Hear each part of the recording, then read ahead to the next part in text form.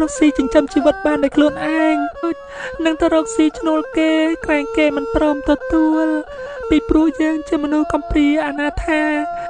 រកទីពឹងគ្មានគេមិនហ៊ានឲ្យនៅជាមួយព្រោះតែគេមិនទុកចិត្តយើងបើដូច្នេះតើបងគិតយ៉ាងណាឲ្យបានរស់នៅជាមួយនឹងគេឯងយើងដើរសុំទានគេឬដូចម្ដេចហ៎ខ្ញុំមិនទៅសុំទានគេទេខ្ញុំខ្មាស់គេណាស់សុខចិត្តស្លាប់វិញបងអង្ករយើងនៅតែមិនទុកដៃល្មមតែថ្ងៃនេះថ្ងៃស្អែកគ្មានអង្ករដាំបាយបរិភោគទេយើងដើរសុំទានគេឬដូចម្ដេចហ៎ខ្ញុំមានដៃពីរជើងពីរ